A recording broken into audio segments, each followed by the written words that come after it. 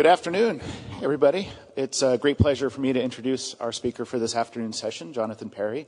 When he sent this proposal to the advisory board, I thought, now I can finally find out why I'm in love with Leilana. So my goal for this entire presentation is to figure out how he made me fall in love with his characters and really care about them and worry about them. I've seen the presentation, and it's going to be fantastic. This is his first presentation, and his first one at GDC, of course. So I ask everyone to be really gentle and to give him amazingly high scores so that he comes back and does this again, because I think this is going to be a real treat. All right, Jonathan, knock him dead. Good luck. Thanks a lot.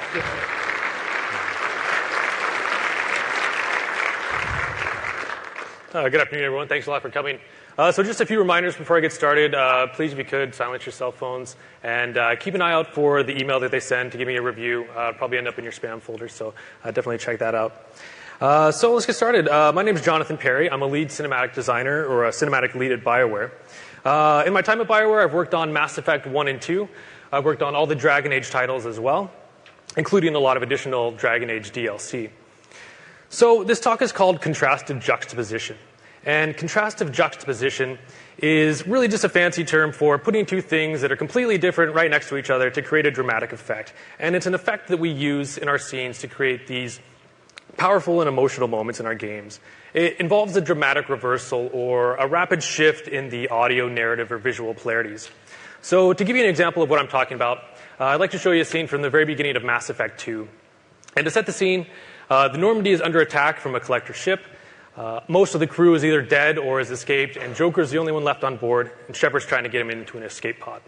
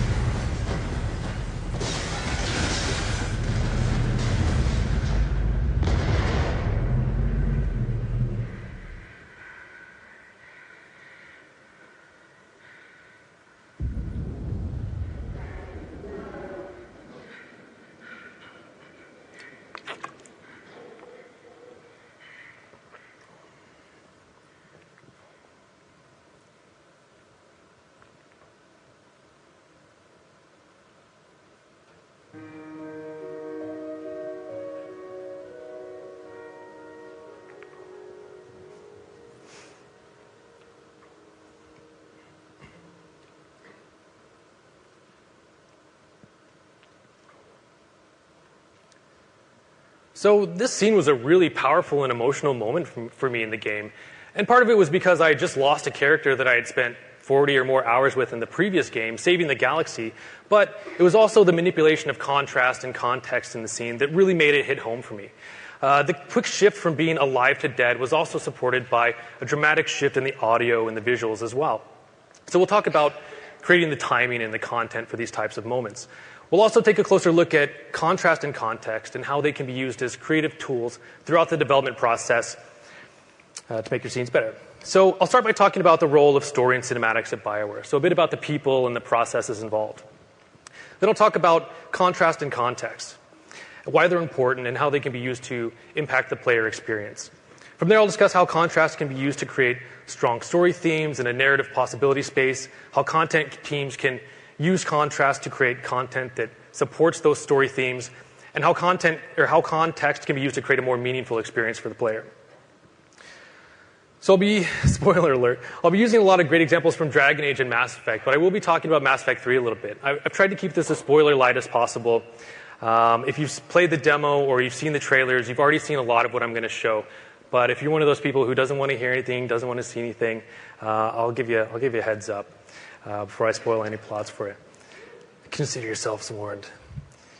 So as most of you already know, story is a huge part of BioWare games. Our goal is to create the best story-driven and emotionally engaging games in the world. And to that end, we have a lot of storytellers. Next slide.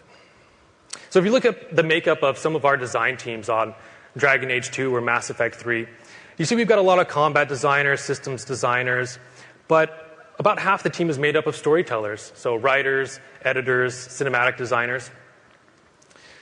And when I talk about cinematics, I'm not just talking about the pre-rendered scenes that you see in the game. We do those too, but every single line of cutscene is a cinematic as well.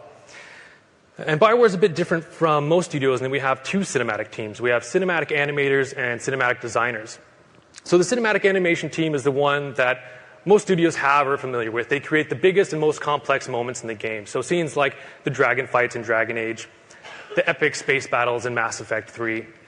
They also do a lot of the complex character interactions or introductions to your possible companion characters, as well as a lot of the highly choreographed combat scenes, ambient kill scenes, those types of moments in the game.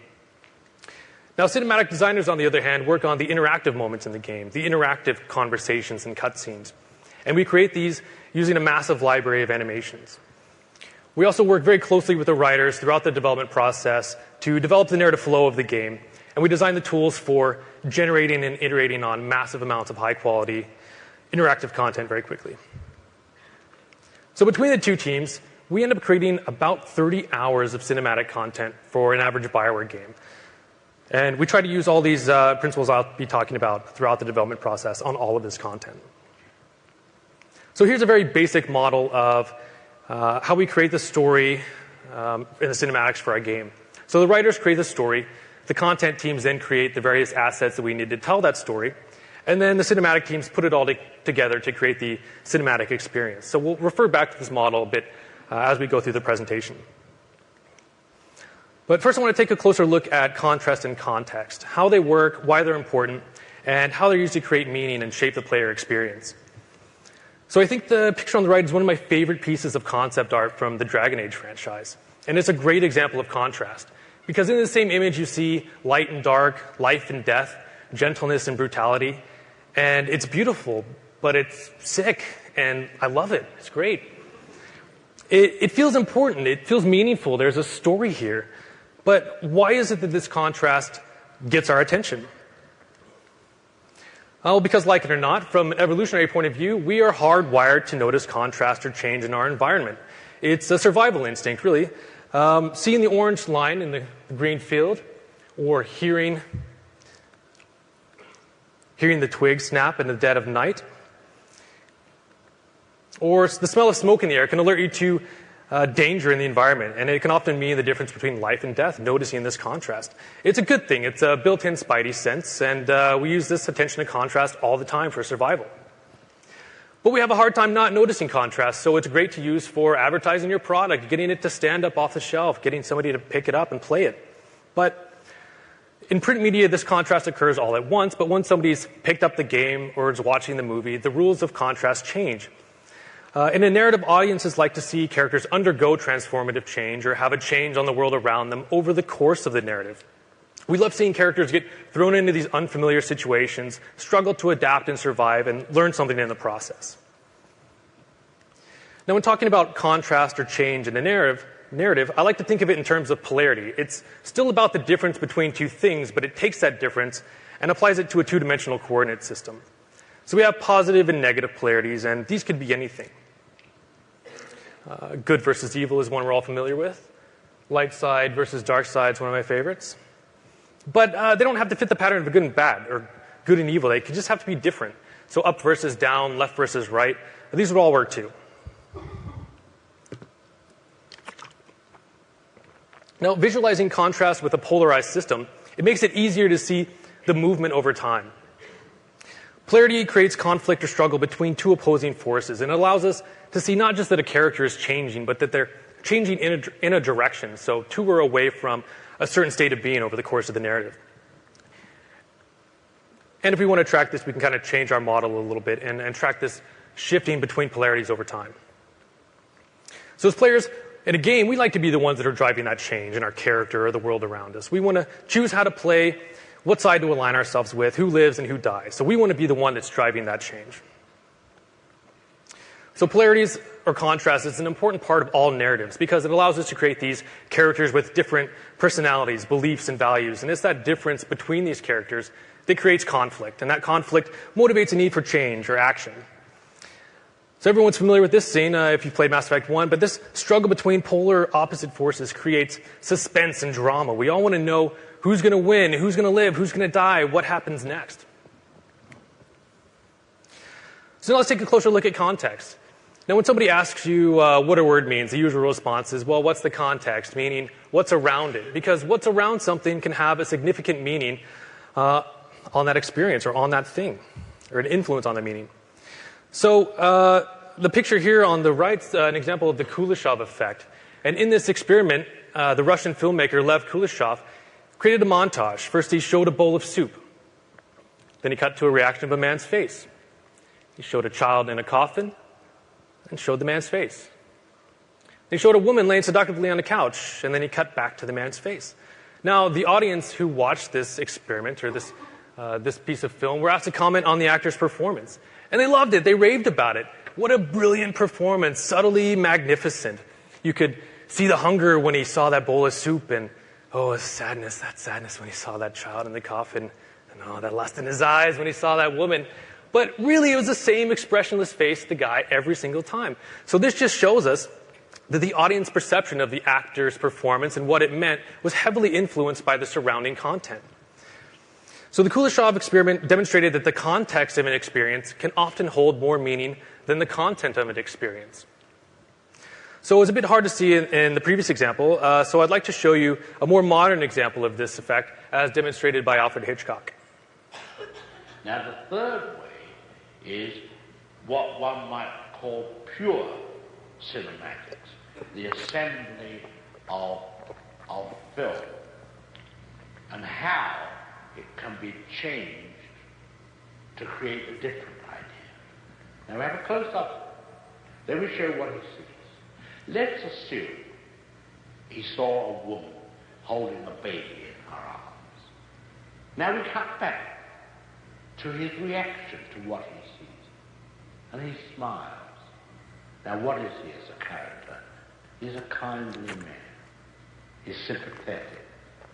Now, let's take the middle piece of film away, the woman with the child. But leave his two pieces of film as they were. Now we'll put in a piece of film of a girl in a bikini. He looks, girl in a bikini, he smiles. What is he now? The dirty old man. He's no longer the benign gentleman who loves babies. That's the difference. That's what film can do for you. Well, it seems like that was a little out of sync, but you get the idea. By changing one image in a sequence of shots, you can change the meaning of that entire sequence. In this case, he loves babies, or he's a dirty old man. So we do this a lot in BioWare games, and the image or the sequence that we kind of swap out is influenced by your previous decisions, creating a more meaningful and personal experience for the player. So we'll talk about some additional forms of context in a bit, but the important thing to keep in mind here is that we can manipulate the order or context of events to enhance meaning or create meaning that would not have been there otherwise. So now that we've covered some of the basics of contrast and context, I'd like to take a look at how we can apply these ideas to improve our story and content in our games. So contrast and context are used as creative tools when developing a strong narrative theme for your game and to start to fill out that world with characters and missions that the player can explore through choice. So the first thing we try to do when working on a new game is to identify the theme of the game. So if your game is more than just a bunch of mechanics holding hands, what do you want it to mean? If your game has a story, what is the story you want to tell? So this can be hard, but it's important to establish these themes very early because they can inform design further down the line. And this is hard. The way I like to think of it at first is versus. So something versus something, someone versus something. In the case of Dragon Age, it would be Grey Wardens versus the Darkspawn. Or in Mass Effect, Reapers versus humanity. So once you've established the major players, think about what side each side represents. So if your game is about a conflict between two forces, what is it they're in disagreement over? What beliefs, ideals, or background does each side represent? And these can be deeper or more abstract themes that don't necessarily have to fit into the pattern of good versus evil, right versus wrong. So for example, in Mass Effect 3, humanity represents innocence, free will, and a force of chaos in the world. whereas the Reapers represent authority, determinism, and wanting to restore order. And we start to explore these themes with content very early in the game, starting with the first shot in Mass Effect 3. So let's take a look.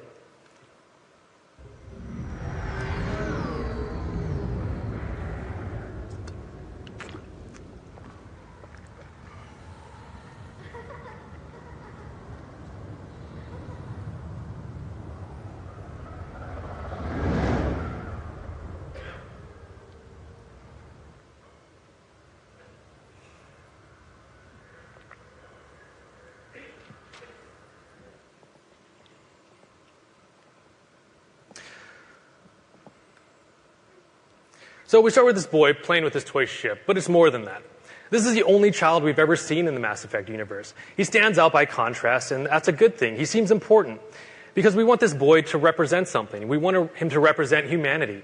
He's young and innocent. He's got his whole life ahead of him to make decisions, make choices, to shape his own destiny.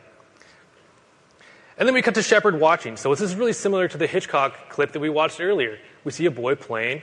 We cut to Shepard, and she smiles. So what does that say about her as a character? It says that she loves humanity and she wants to protect it. And we see this as we kind of go through the opening of the game, the Reapers attack. She tries to coax this boy out of a vent. And then later she watches him board this shuttle to get out of the city. And by this point you realize that this boy represents everything that you're fighting for, everything you're going to spend the rest of the game fighting for. So we explore similar themes in Dragon Age 2. Themes like free will versus fate, being an individual versus being part of a larger community, and the balance between freedom and security. So early on, look at your game, think about what are the different sides, what do they represent when establishing the major conflicts and story themes of your game. So we also use contrast and context when starting to create the world and flesh out the world of our games. And when doing this, it's important to think of contrast or polarity as a meta pattern. It exists on all these different levels in your game. So think of all these levels when trying to build out your IP or build out your story. And even if conflicts or struggles on certain levels aren't necessarily central to your game, they can be really useful for creating context, explaining why things are the way they are, why people behave the way they do. And so going through this, you could have polarized states of reality. In Mass Effect 3, Shepard's fighting a war against the Reapers in reality, but also explores the world of her subconscious through her dreams. At a galaxy level, the entire galaxy is engaged in a war with the Reapers.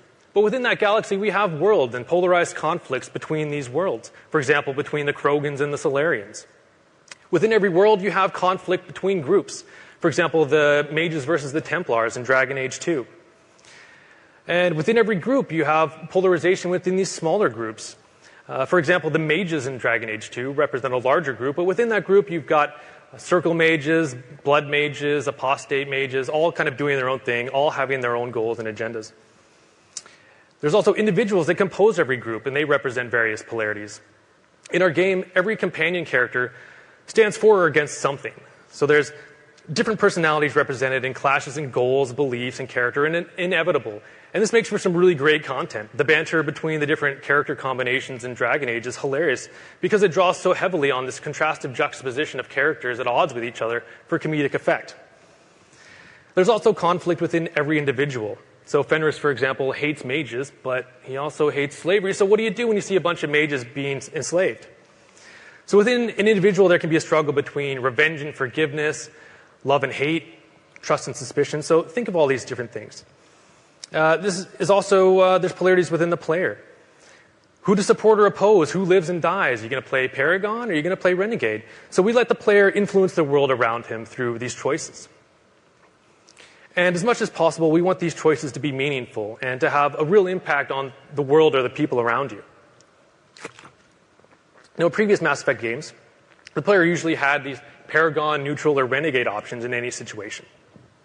And we love giving players choices, but this neutral response is essentially the meh of the conversation wheel. It's, I don't care. What do you guys think? I don't know. What do you want to do?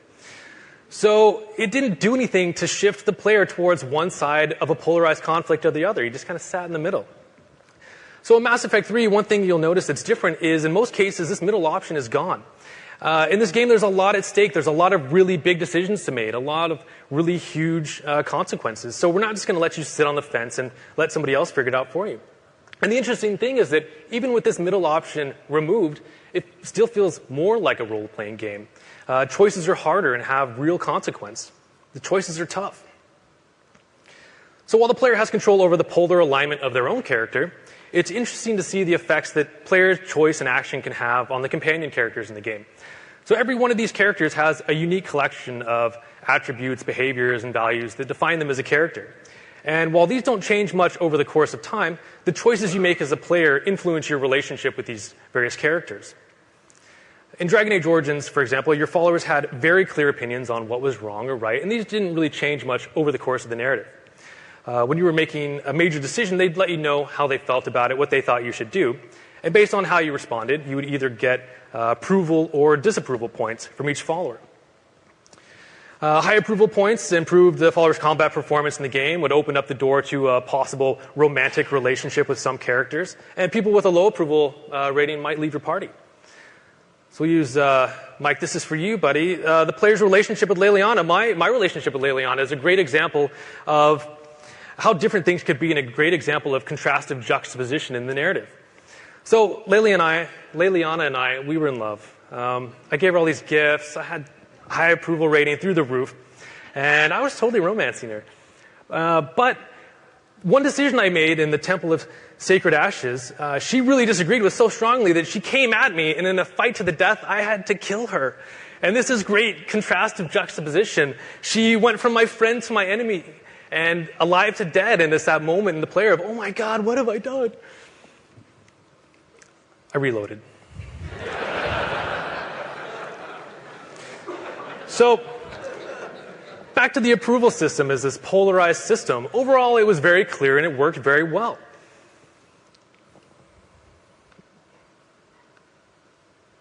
So, disapproval is bad. Approval is good. The system worked well. It was clear and players understood it. Some players felt like the system kind of limited the choices that they could make. Everybody wanted high approval ratings from their followers, so sometimes they felt like they couldn't choose what they wanted to. They had to choose what the followers that were with them wanted, or that they could only take along the followers on the quest that would agree with whatever decisions they wanted to play, the style they wanted to play in.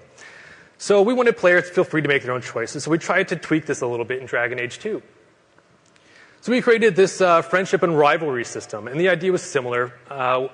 Players or followers would move towards one side or the other of this scale based on whether they agreed with your actions or not. The difference here was that rivalry wasn't bad. Achieving a high rivalry value with your follower character triggered this dramatic conversation where you'd hash out your differences, agree to disagree, I don't like what you're doing, but I respect you type of thing. And it would open up those combat perks, open up the door to these romantic relationships. Your relationship with this player or character would improve as a result of this big argument. So high friendship and high rivalry were both good, but players were used to the old system from Dragon Age Origins and didn't really understand that rivalry wasn't bad. And looking back at it, it's easy to understand why. Because we presented it as this polarized system, except in this case, friendship and rivalry were both good. And okay, it's bad to be in the middle, but the color scale on that, it kind of looks like the old Paragon Renegade system, and so we can see how players got confused. So the important thing here is when creating these polarized systems, or things that look like polarized systems, make it clear to your player what the different sides are, what they do, especially if the systems change from a previous iteration. So we also use contrast when designing the missions or the quests in our games. Now once you know the plot of a mission, or this could be applied to a conversation, an act, the entire game, a great exercise is to map out the narrative beats. So you can see these little ticks on the bottom of this image. So pick one of your polarities and think about what side you want the player to be exposed to at any point throughout the mission of the game at each of these narrative beats. So whether it's how you want them to feel or what side of a conflict you want them to identify with or to expose them to. And then we can make sure we expose players to both sides of a polarized conflict before letting them choose which side to align themselves with. And we've been trying to get away from these good versus evil type of choices. Really, we want to give you a hard choice. Shades of gray. We want to make you pick between shades of gray. There is no right or wrong, but you've got to choose anyway. So this exercise is great for making sure that each of these different sides of a polarized conflict gets the proper exposure. And this back and forth between polarities also does a great job of keeping players engaged. All right, so this is a part, if you want to close your ears or eyes, don't listen to this if you don't want to spoil for you. It's really not that bad. But so we're going to take a look at a mission from the middle of Mass Effect 3. Now, if you've played the demo, you'll know that One of the missions involved helping Morden escort this female Krogan out of a Solarian facility because she represents a possible cure for the genophage, which has been a huge issue since the beginning of Mass Effect 1. So in this later mission, you have to help Morden get this female Krogan to the Shroud facility on Tuchanka to release this cure into the atmosphere, curing the genophage so that the Krogan will join you in the war against the Reapers.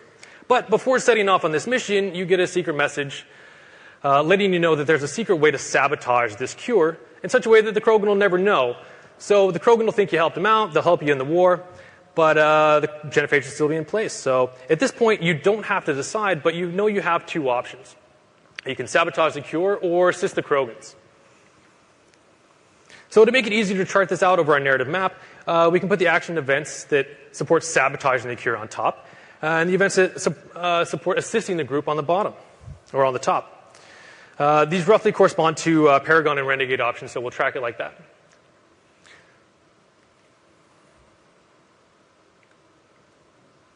So on the way, this Krogan leader who's kind of helping you out, he's all about getting revenge on the Solarians. After today, the Krogan superiority will be obvious to everyone. So he's already planning his revenge. You meet up with a bunch of other Krogans, and they start fighting amongst themselves, even though they should be working together towards this common goal. You see how vicious and cruel these Krogans are to each other. So at this point, the player is thinking, man, maybe sabotaging the cure isn't such a bad idea. But then this female Krogan comes out. She gets them to stop fighting. The groups unite. You load up. You roll out. The music is inspiring. Let's do this thing, right? On the way there, she's telling Reeve, we need a leader who's not focused on war. We've spread war across the galaxy before, and the genophage was a result. So we need to learn from the mistakes of our ancestors or be doomed to repeat them. Okay, awesome. Maybe all these Krogan need is a strong female Krogan. Keep them in line, keep them in order, unite them as a group. So I could see how this could work. Maybe helping them out is not such a bad idea after all. But Reeve's not buying it. So he's still determined to get revenge. You step outside and look around you, and you see how destroyed the world is, how the Krogans grew tired of a peaceful life and started nuclear wars with each other, destroying their world long before the Solarians implemented the genophage.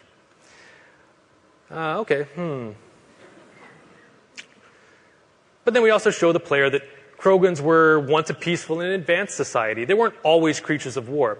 And you can see this in their architecture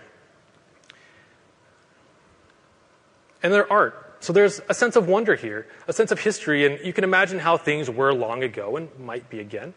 So I'm going to stop spoiling this for you, but there's a lot more I won't spoil. But you can see how we expose the player to both sides of a polarized issue before making them choose how to align themselves. And these are tough choices.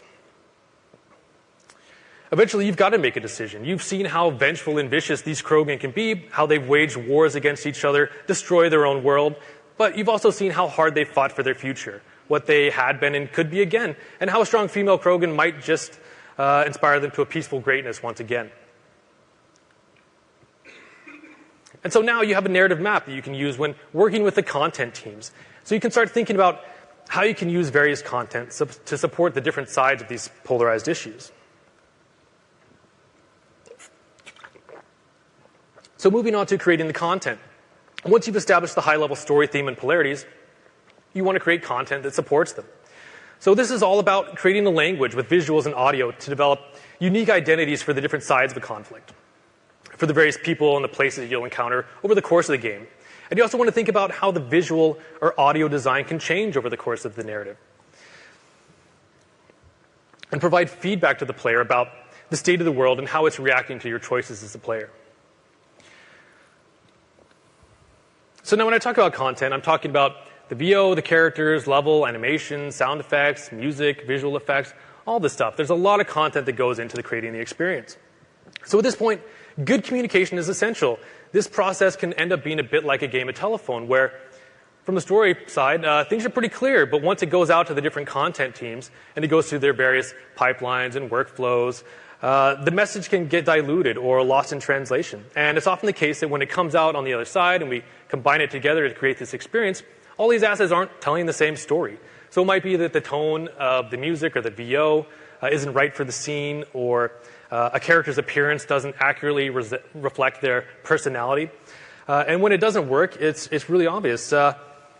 Here's a great example from Dragon Age 2 Legacy DLC. This character was Lorias, and he's an old Grey Warden commander who goes off to the deep roads on his calling to die fighting Darkspawn. Except he doesn't really die. He just gets corrupted enough that they leave him alone, so he's left to wander around, slowly losing his mind. Okay, yeah, I got it. So we go off, and somebody records the animation for him. Somebody else records the VO for him. And the character team is working on his character. And it wasn't until we put it all together that we realized how wrong we were, how different our understanding of who this character was. So he's hobbling around like this spry young monkey, and he's talking like a wheezy geezer. And he looks like this nuclear fallout victim, and we put it all together, and it was wrong. It was all wrong. So we ended up having to go and re-record the animations. We had to get new mocap. We had to go and re-record the VO. We had to tweak his character. And we ended up spending a lot of time and money to fix this problem. So what could we have done differently? How could we have done this better? Surely more documentation, right? More documentation's always the answer. Wrong. So sometimes excessive documentation can be the problem. At BioWare, we are occasionally guilty of writing narrative overviews like George R.R. Martin wrote a choose-your-own-adventure book. So I once made the mistake of printing these narrative overviews out. I've got a little time to do a bit of light reading, right? And the resulting stack of papers was absolutely overwhelming. And it's now that I realize that maybe I have to read through this, but a lot of the content developers and creators aren't going to read through this massive stack of papers, so they're going to remain unaware of the central themes of the game. So instead, they'll kind of resort to creating content that's cool. And cool content is cool, right? But it doesn't necessarily support the theme of the game as well as it could.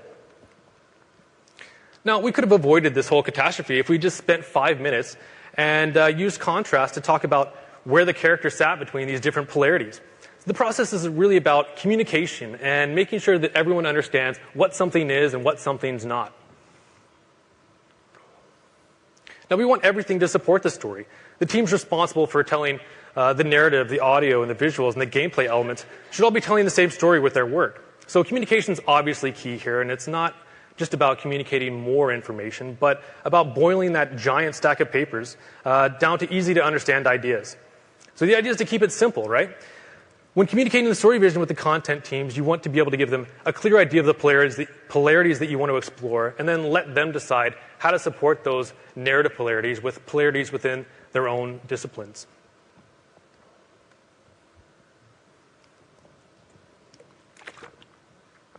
So artists can use visual polarities to support the narrative themes. And this goes back to the basics of visual design. Does the villain dress in black? Does the good guy wear a white hat? So getting back to the basics, you want to be able to see a character and immediately know and have a good idea of what he represents, who they are, and what do they want.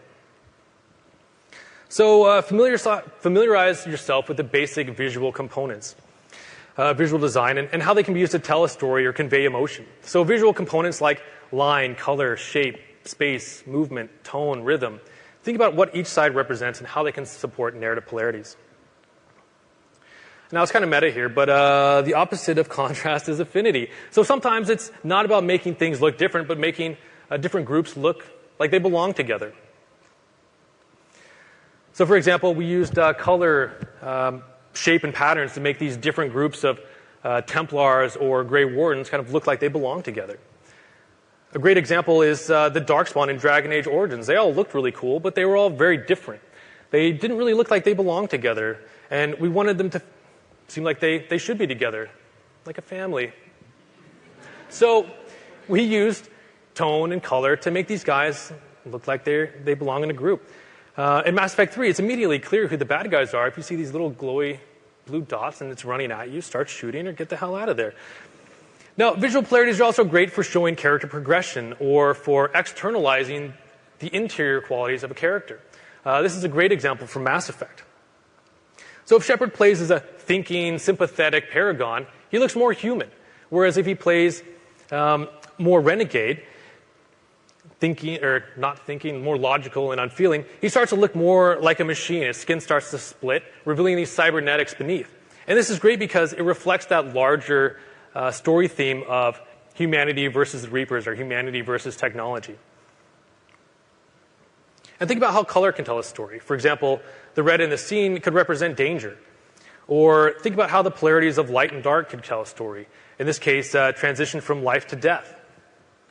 So the same thing with audio polarities.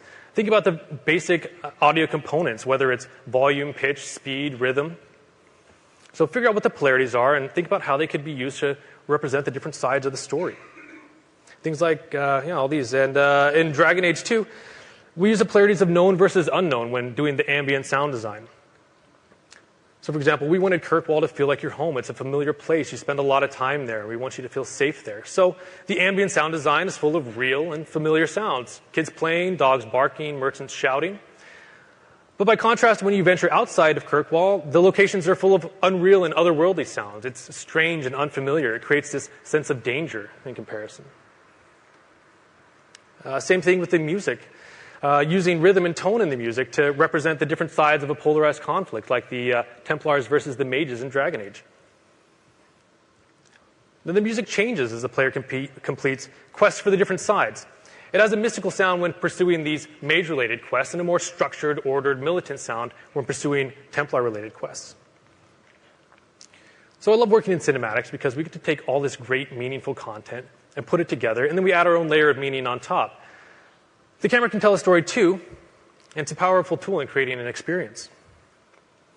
So things like the camera angle, lens, shot composition, camera movement, these all tell a story. So again, it's important to understand what the different cinematic components are and how they can be used to create meaning or support the story that you're trying to tell.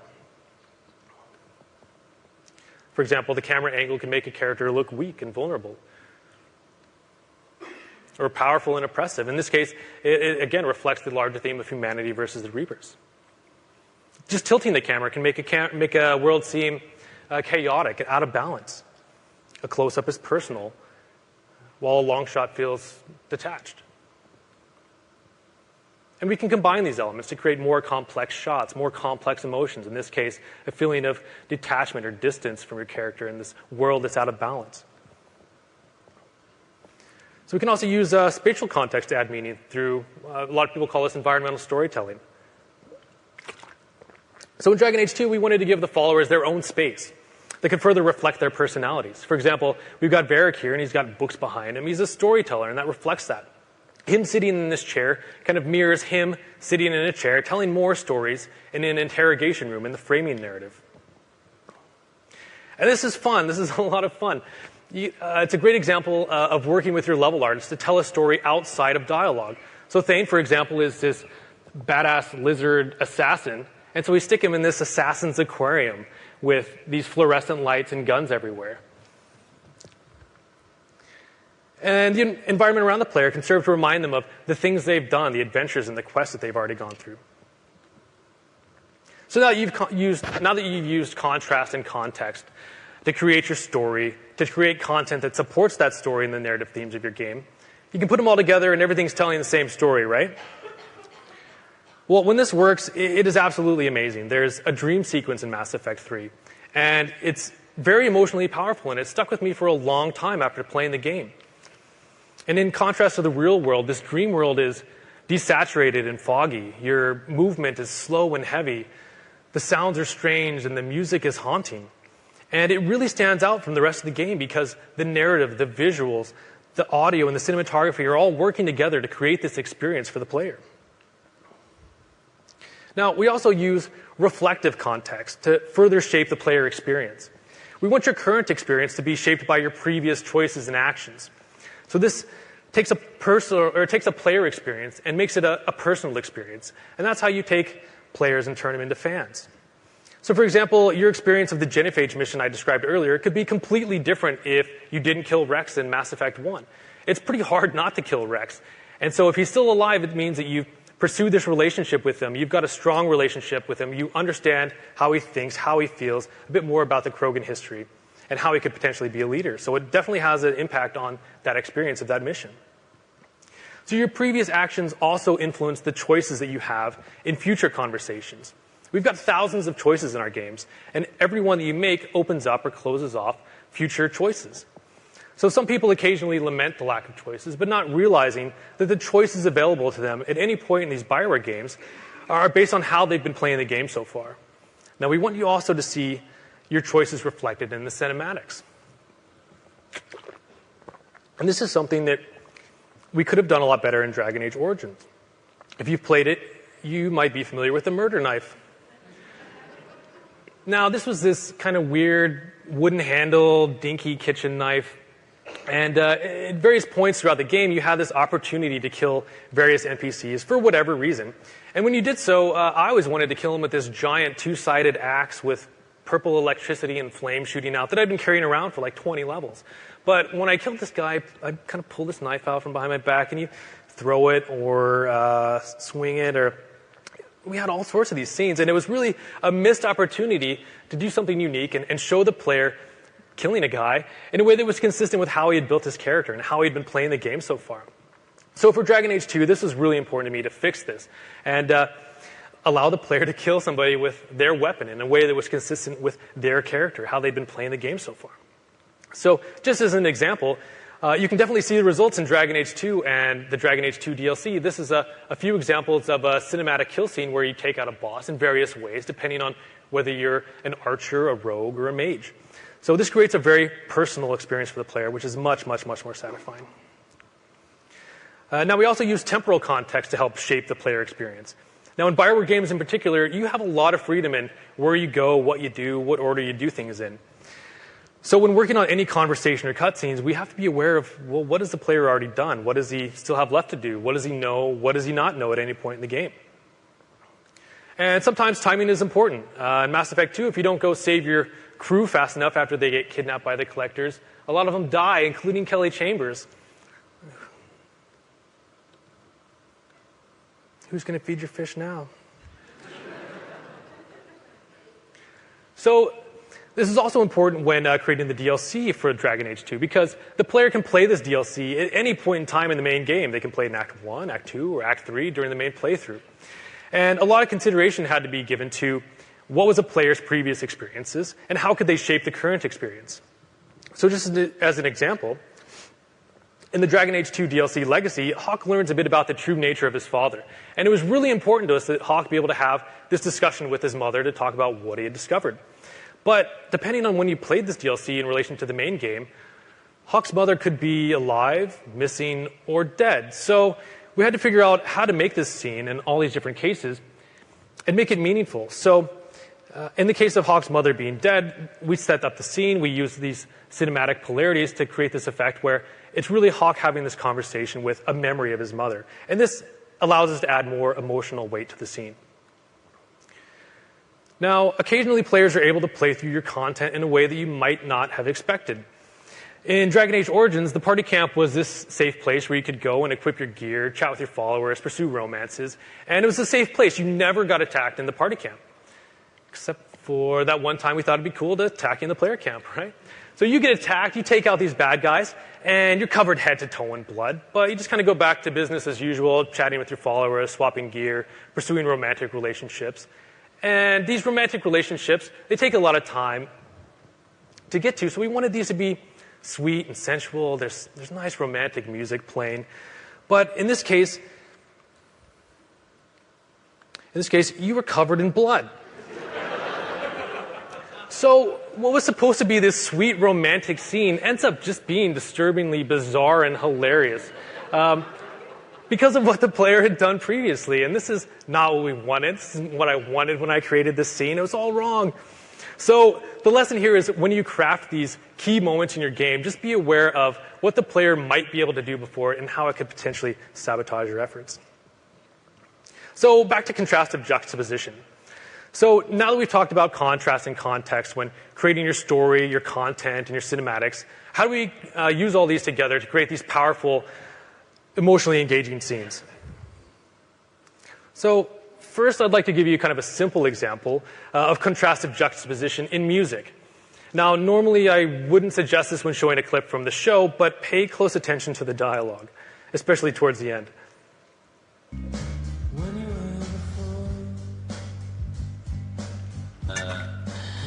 What is this? Don't worry about it. It gets cool in a minute. It better start rocking or I'll really give him something to cry about. Shut up, buddy. It gets cool. Check it out. Check it out. Here it comes. Yes. Yes. Yeah.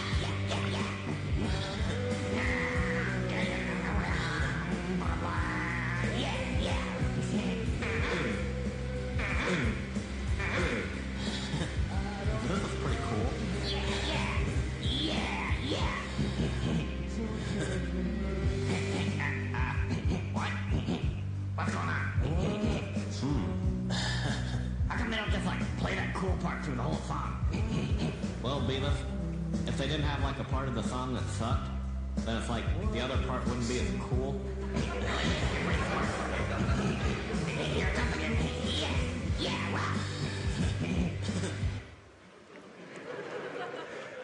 So it's a pretty silly example, but I think you get the point I was trying to make. It demonstrates this basic concept of how the juxtaposition of these two contrasting elements, in this case, the soft verse and the hard chorus, can have an emotional impact on the viewers. And I love this idea that if they didn't have a part of the song that sucked, then maybe the other part wouldn't be as cool. Now, obviously, none of us want any part of our games to suck, but it just speaks to the fact that you can't necessarily crank it up to 11 and leave it. It's that back and forth between contrastive elements that grabs your attention and holds your attention. And sometimes you need that slow moment, that calm moment before the storm, for your key moment to really stand out. So to do this, you have to first identify what those story moments are around that target moment. So the story moments in that example I showed at the very beginning is Shepard is helping Joker into the escape pod. She gets thrown back by an explosion, barely presses that eject button before another blast shoots her right out of the Normandy. The Normandy explodes, and then she floats off into space to die. So if these are the kind of story beats of your scene, what is the moment that you want to stand out? What is the moment you really want to have that emotional impact on the player? So in this case, it's Shepard floating away into space to die. So if that's your key moment, how do you make it stand out? And what you want to do is you want to make the lows lower and the highs higher. Create that strong contrast in the narrative, the audio, and the visuals around it. So in this case, we want to highlight this narrative shift from alive to dead. Now we do that by first showing this massive explosion, the biggest explosion you could have, and then immediately cutting to these tiny, tiny, tiny little VFX in the background. And you can kind of see how we might map out that polarity shift. Now, the music completely cuts out as soon as Shepard is outside of the Normandy, and the music doesn't come back until the sad piano at the end, and sad piano will always make you cry. So the sound design in the scene goes from sounds of the world around Shepard to just sounds of Shepard and her suit as she's gasping for air. In a single shot, we go from a close-up to this wide shot, creating this feeling of loss, of separation from your character. And here's that transition. And then in the final shot, we watch this sunset back behind the planet until the world is dark. And this visual polarity mirrors the narrative shift from life to death. So now that we've kind of gone over this, let's take another look at that scene and see how all these elements work together.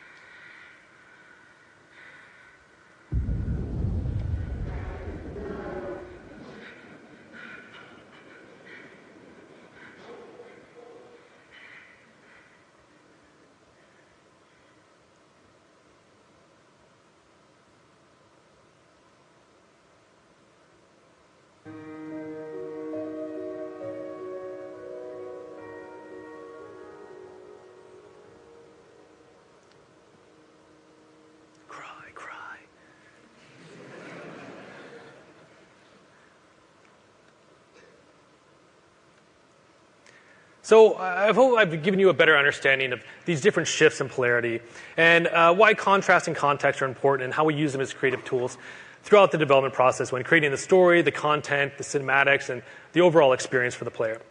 So some key takeaways here are identify your story themes early so you can inform design further down the line. Keep it really simple when communicating these ideas to your content teams. And remember that context can really have a significant impact on the meaning of an experience.